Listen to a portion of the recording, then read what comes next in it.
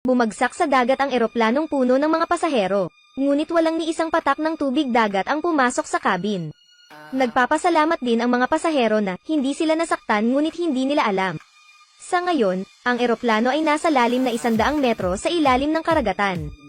Hindi magtatagal para maubos ang oxygen sa cabin. Pero ang mas nakakatakot, ang mga kagamitan sa komunikasyon ng eroplano ay hindi rin nakakatanggap ng signal. Ibig sabihin hindi sila makatawag ng tulong. Maaari lamang maghintay na mamatay ng dahan-dahan sa maliit na espasyong ito. Habang lumilipas ang oras sa bawat minuto, segundo sa segundo, unti-unting dumarating ang pakiramdam ng krisis ng mga pasahero. May mga taong umiiyak sa kawalan ng pag-asa. May mga taong nakome dahil sa kakulangan ng oxygen.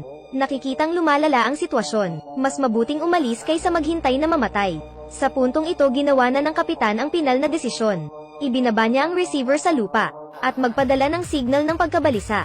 Sa ganitong paraan lamang magkakaroon ng pagkakataon ang mga tao na mabuhay. Ngunit ang seabed sa lalim na 100 metro ay may malaking presyon ng tubig. Hindi maisip ang panganib nito. Tila kumpletuhin ang aktibidad na ito hanggat maaari. Ang co-pilot ay nakatayo sa lahat ng mga gastos. Parehong nakasuot ng protective gear. Pagkatapos ay isara ang bakal na pinto na konektado sa cabin upang maiwasan ang pagpasok ng tubig dagat. Ngunit ang mga bagay ay hindi kasing simple ng inaakala. Sa oras na ito, sinubukan ng kapitan na gamitin ang electric door opening method. Ngunit sa hindi inaasahang pagkakataon ay nabaligtad ang linya ng kuryente. Gayunpaman, habang siya ay nag-aayos biglang bumagsak ang malaking presyon ng tubig sa pintuan at umapaw. Ang antas ng tubig sa cabin ay mabilis na tumataas sa paglipas ng panahon. Nawalan ng malay ang co-pilot matapos ang malakas na impact. Mabuti na lang at hindi nasugatan ang kapitan. Ngunit sa hindi inaasahan, nasira ang tangke ng oxygen, na humantong sa mabilis na pagkawala ng oxygen. Katapusan ng daan, kinailangan ng kapitan na tanggalin ang tangke ng oxygen at pigilin ang kanyang hininga. Sinusubukan kong tanggalin ang bag para unti-unting tumaas ang air valve receiver. Right after that, sinubukan din niyang baligtarin ang agos. Sa wakas, sa lakas ng loob at tiyaga ng kapitan, matagumpay na nakalapit sa lupa mula sa lalim na 100 metro. Kahit napagod na siya physically at mentally, ngunit huwag maglakas loob na antalahin. Mabilis na umakyat sa air valve at agad na magbigay ng distress signal sa sandaling ito. Nadiskubre ang Sea Patrol fighter plane. Iulat ka agad ang balita sa iyong mga nakatataas. Matapos matukoy ang lokasyon, agad namang nagsagawa ng patrol ang Superior para iligtas. Hindi nagtagal ay natagpuan nila ang kapitan agad na ilunsad ang bangkang demotor sa tubig. Ilang sandali pa ay nailigtas ang kapitan. Pagkatapos ay ipinaalam ng kapitan sa lahat na bumagsak ang eroplano sa dagat. Agad silang nagpadala ng malaking bilang ng mga rescue worker. Iligtas ang mga pasahero sa seabed. Gayunpaman, nang marating ng rescue team ang ilalim ng dagat, sila ay tulala. Ang bangka ay nasa ilalim ng napakalaking presyon ng tubig dagat. Hindi mabuksan mula sa labas. Kahit mabuksan, nang walang anumang proteksyon, malulunod din ang mga pasahero. Tuwang-tuwa ang mga pasahero matapos makita ang rescue team. Akala nila sila ay naligtas. Kaya magmadali upang lumipat sa pinto ng cabin. Ngunit bago ang malaking problemang ito, ang rescue team ay walang magawa ng walang paraan. Matapos mag-obserba ng mahabang panahon, napalingon lang sila. Nang marinig ng kapitan ang balitang ito, hindi niya maiwasang mapabuntong hininga.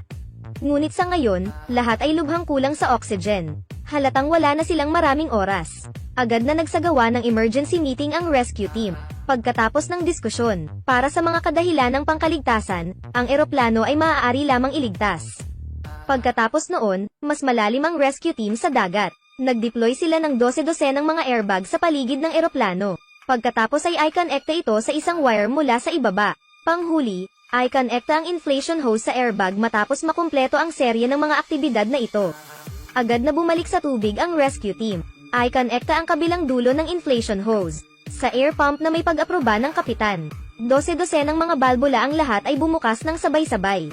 Sa patuloy na output ng air pump, dahan-daang pumutok ang airbag. Ito ay ganap na may charge sa loob ng maikling panahon at unti-unting lalabas kasama ng eroplano.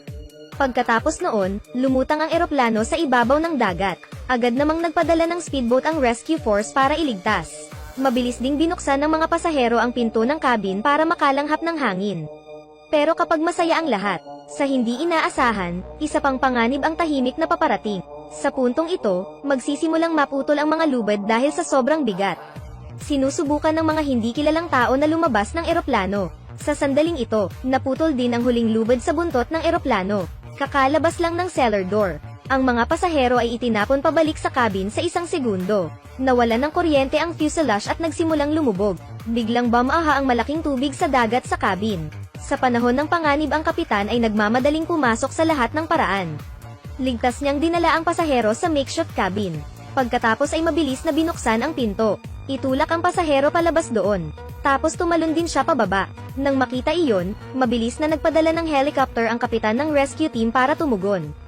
Pangwakas, nakalabas ang lahat ng pasahero nang hindi nasaktan. Ngunit ang mahalagang eroplanong ito ay nanatili rito magpakailanman.